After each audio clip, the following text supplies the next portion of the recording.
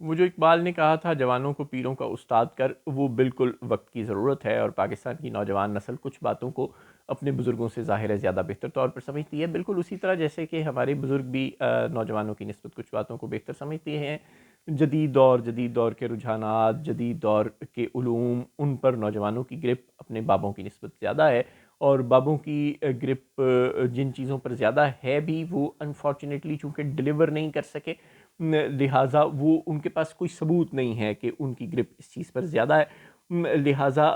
نوجوانوں کے ہاتھ میں ان اے سینس بابوں کی نسبت بہت زیادہ کچھ ہے کہ انہوں نے آئی ٹی کے سیکٹر میں اور بے شمار سیکٹرز میں جو جدید دور کے رجحانات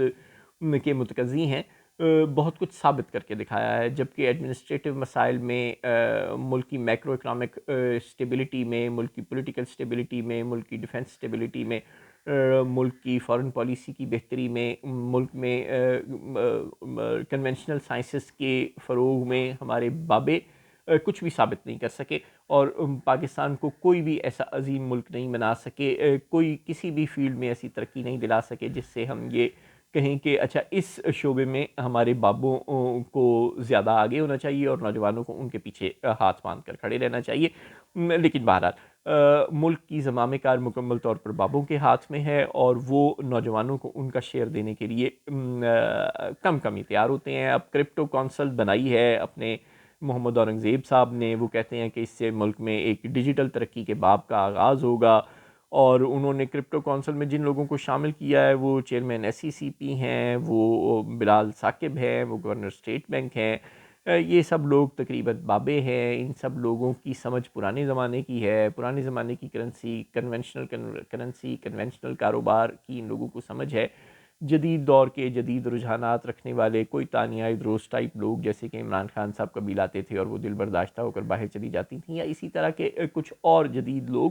جو بیرون ملک مقیم پاکستانیوں کی شکل میں بہت سے ہمیں دنیا بھر میں مل جائیں گے اور پاکستان کے اندر بھی مل جائیں گے، لیکن ان کی صلاحیتوں سے فائدہ اٹھائے بغیر شاید آپ سافٹ ویئر کے شعبے میں، آئی ٹی کے شعبے میں اور کرپٹو کرنسی جیسے شعبوں میں کوئی بہت اچھا پاکستان پرفارم نہ کر سکے۔ بابوں کو چاہیے کہ اگر وہ ایک قدم پیچھے ہٹ کر نوجوانوں کو جگہ دے دیں تو شاید یہ جو 5 سالہ منصوبے کے تحت آپ ترقی کروائیں گے، کرپٹو سے جتنے پیسے آپ کما کر دیں گے، دینے کے قابل کریں گے نوجوانوں کو، شاید نوجوان 2 سال میں یہ کرنے کے قابل ہو جائیں۔ آپ دیکھیں کہ ساری دنیا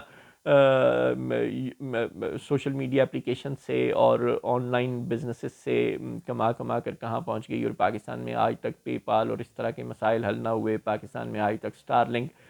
والے اپنا انٹرنیٹ نہ لا سکے، یعنی کہ اتنے مسائل ہیں چونکہ بابوں کے ہاتھ میں ہے اور انہیں سمجھ ہی نہیں ہے۔ وہ ٹویٹر بند کر کے سمجھتے ہیں کہ انہوں نے ملک کی نیشنل سیکیورٹی کو سیکیور کر لیا، کو ٹھیک کر لیا ہے، محفوظ بنا لیا ہے۔ اس طرح کی جاہلانہ اپروچ والے لوگ جب تک پاکستان میں پالیسی میکنگ کرتے رہیں گے، اس وقت تک یہ کرپٹو کونسل شونسل شاید کچھ زیادہ افیکٹو نہ ہو سکے۔ ہو سکتا ہے کہ یہ اگلے 5 سال میں پاکستانیوں کو $1 کروڑ کما کر دے دے، اور اگر آپ ان بابوں کو اٹھا کر کہیں باہر بھیج دیں ایسی کونسل سے اور نوجوانوں کے ہاتھ میں یہ جدید دور کے علوم دے دیں، تو شاید وہ 5-10 کروڑ آپ کو 1 سال میں کما کر دے دیں، یا شاید اس سے بھی زیادہ کما کر دے دیں، لیکن بدقسمتی سے بابے جگہ خالی کرنے کے لیے تیار نہیں ہیں۔ انہیں لگتا ہے کہ ہر مسئلہ نیشنل سیکیورٹی کا مسئلہ ہے، اور انہیں لگتا ہے کہ کوئی بھی کام جو ہے وہ بس وہ ٹھیک ہوتا ہے جو راولپنڈی کہہ دے، اور جو راولپنڈی نہ کہے یا جس کا راولپنڈی کو نہ پتہ ہو، بس وہ پھر راوی چین ہی چین دکھتا ہے، اس میں چپ کر کے بیٹھ جانا چاہیے۔ راولپنڈی کہہ دے کہ ڈالر کی سمگلنگ کنٹرول کرنی ہے، پیٹرول کی سمگلنگ کنٹرول کرنی ہے، تو کام شروع ہو جاتا ہے۔ راولپنڈی خود ٹھنڈا پڑ جائے تو وہاں بھی کام ٹھنڈا پڑ جاتا ہے۔ یہ کرپٹو شرپٹو کے معاملات جو ہیں، آئی ٹی سیکٹر کی ترقی کے معاملات، یہ چونکہ راولپنڈی کی سمجھ سے باہر ہیں، لہٰذا وہ ان میں دلچسپی نہیں لیتا، لہٰذا اسلام آباد بھی ان کو جوتے کی نوک پر رکھتا ہے۔ نتیجہ یہ کہ ملک سفر کر رہا ہے، آئی ٹی سیکٹر کے میں جتنا بلوم کی کیپیسٹی ہے اتنا ہم اسے بلوم کرنے نہیں دے رہے، اتنا ہم اسے کھل کر کھیلنے نہیں دے رہے، اور ٹیکسٹائل سیکٹر اور جو پرانے سیکٹر ہیں، کنونشنل انڈسٹری کے سیکٹر ہیں، وہ اپنے یونٹ بند کر کے پاکستان سے جا رہے ہیں، کیونکہ ان کو بجلی مہنگی ملتی ہے، ان کو گیس مہنگی ملتی ہے، اور بہت را میٹیریل نہیں ملتا، اور بہت سارے مسائل ہیں۔ لہٰذا ہمارے اپنے یہاں جو معیشت کی ترقی کی راہ میں رکاوٹیں ہیں، ہمارے مائنڈ سیٹ کی رکاوٹیں ہیں، ہماری سستی کی رکاوٹیں ہیں، ہماری کنونشنل تھنکنگ کی رکاوٹیں ہیں، جب تک ان کو دور کرنے کی کوئی کوشش نہیں ہوتی ہوئی نظر آئے گی، تب تک پاکستان کے لیے یہ آئی ایم ایف اور دوست ممالک سے قرض مانگنے کے